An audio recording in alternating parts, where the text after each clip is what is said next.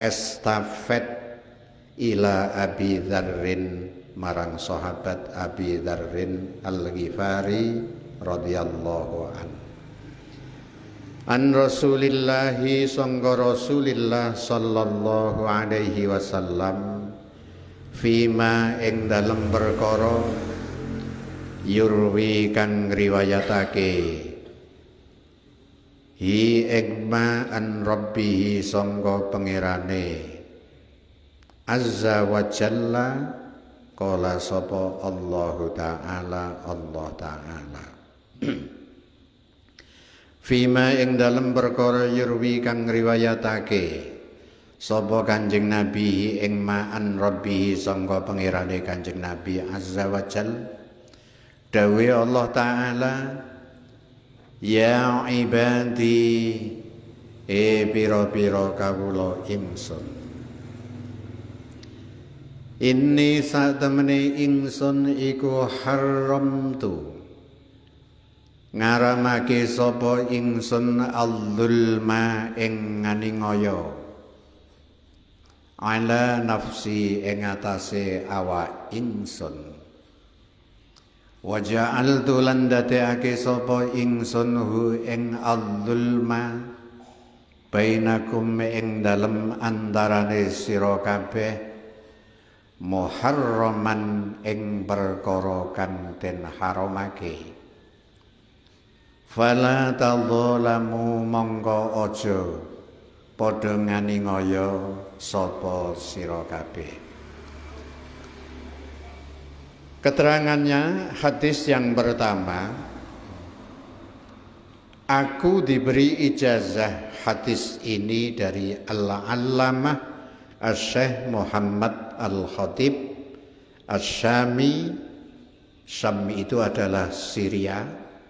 Tsummal Madani nuli Madinah. Al-Hambali yang berhaluan mazhab Hambali, yaitu Ibnu Utsman bin Abbas bin Utsman dari guru-gurunya yang muttasil, yang sampai langsung estafet kepada sahabat Abi Dzarrin Al-Ghifari radhiyallahu an dari Rasulullah sallallahu alaihi wasallam. Rasul sendiri ini mendapat hadis dari Allah Subhanahu wa ta'ala, yaitu namanya hadis qudsi. Hadis qudsi ini derajat hadis yang paling tinggi di atas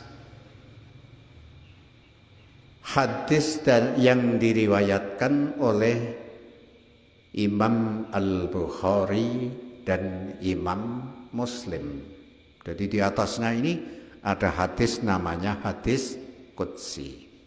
Hadis qudsi itu adalah yang ngendika Allah disampaikan Rasulullah sallallahu alaihi wasallam. Jadi derajatnya itu di bawah Al-Qur'an. Allah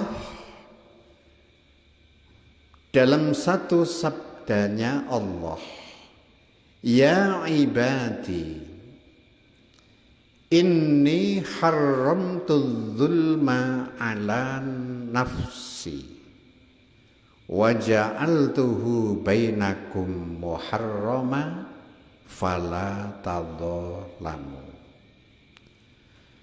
Wahai hamba-hambaku semua, sesungguhnya aku Allah ini mengharamkan aniaya atas diriku, sehingga aniaya ini aku jadikan di antara kalian semua, wahai hamba-hambaku, adalah hal yang dilarang. Oleh karena itu, jangan sekali-kali kalian berbuat zalim aya. Zalim itu bahasa yang paling mudah, wad'us syai' fi ghairi mahalli. Menaruh sesuatu tidak pada tempatnya, ini adalah zalim atau menganiaya. Dan jangan sampai kita itu berbuat aniaya. Jadi contoh yang paling kecil ini, saya ya ini tidak ada muatan ini yang perintah RT atau siapa, sub atau siapa, enggak. Contoh yang kecil sajalah. Nyuwun sewu, saya ngaji ini ngaji terbuka dan ngaji saya ini bebas. Kita demi maslahah di masyarakat pada umumnya, terutama yang ada di Bareng sini di Hadipolo. Ini ada slogan yang digali. Loh, sampean tuh mau berbuat aniaya gampang, tutup aja nanti. Ketika ada hujan lebat, nanti halaman rumah panjenengan banjir bandang. Gara-gara apa? Slogan ditutup. Yang menutup slogan ini adalah mempunyai sifat yang aniaya.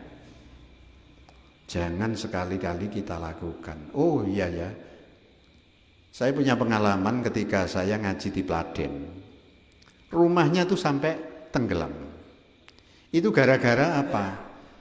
Dia tidak sadar ketika ada hujan lebat, ada banjir, slogannya lumayan gede.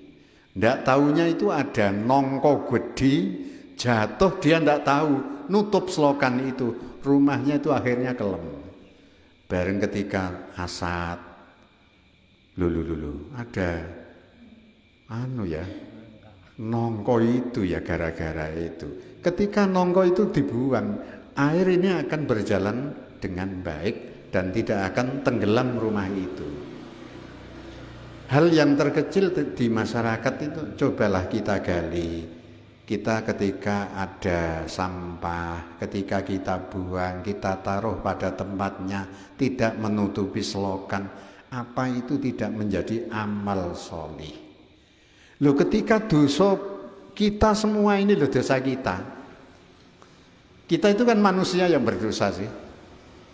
Siapa tahu nanti kita mati di akhirat dengan kita berbuat baik saja yang kita tidak pernah mengetahui, akhirnya dosa ini nanti dihancurkan dengan kebaikan yang dilakukan tanpa kita sadari. Allah itu ketika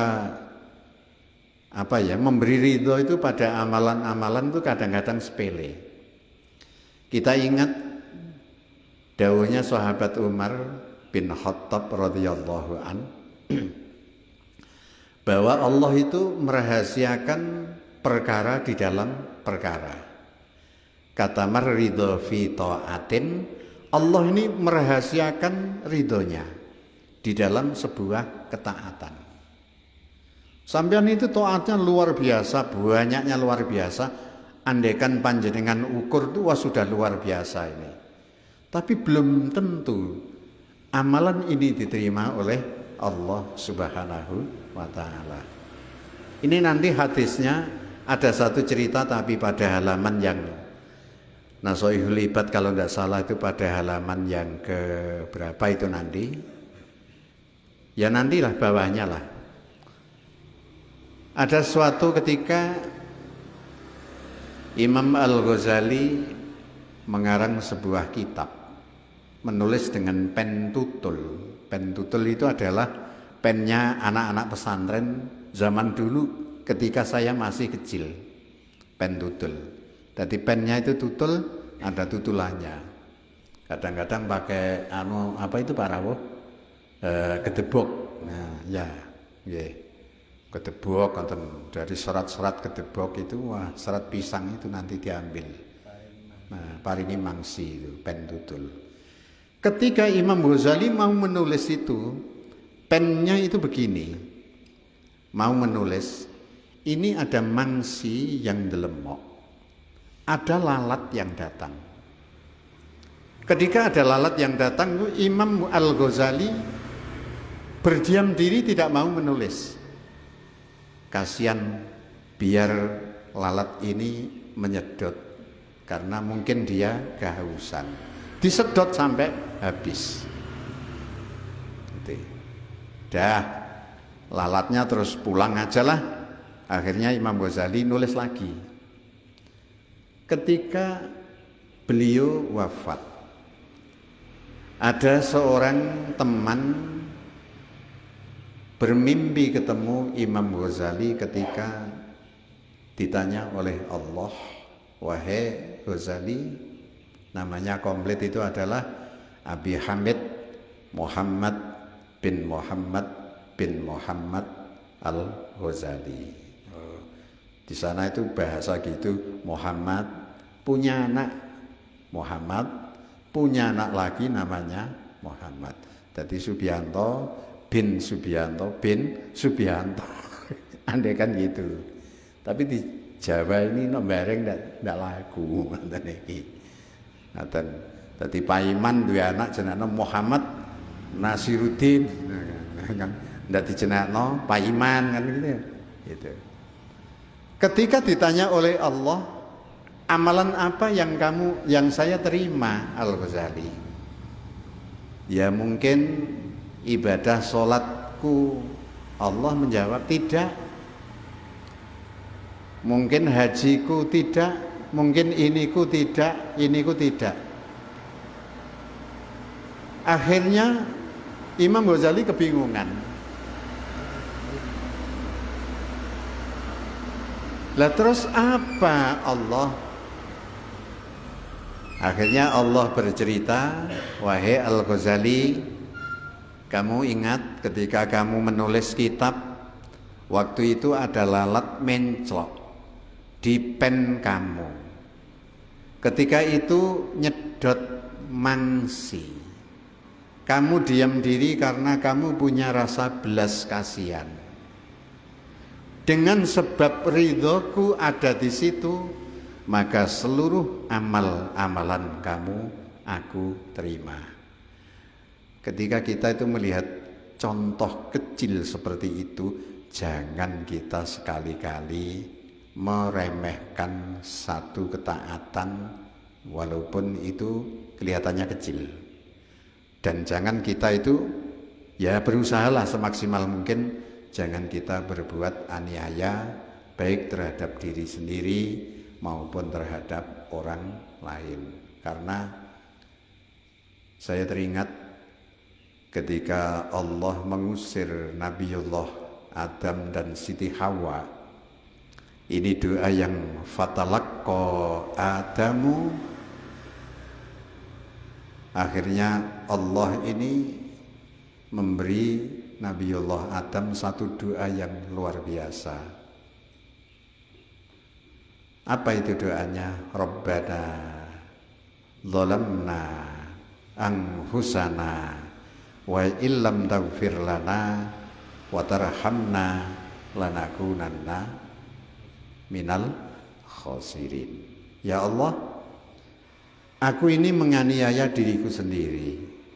Rabbana zalamna anfusana wa illam taghfir lana, andekan engkau tidak mengampuni kepadaku, wa tarhamna, dan tidak memberi rahmat kepada kami, maka niscaya kami akan menjadi orang-orang yang rugi. Doa ini dibaca terus, semoga kita selalu mendapat hidayah dari Allah. Amin Allahumma amin. Al-Fatihah.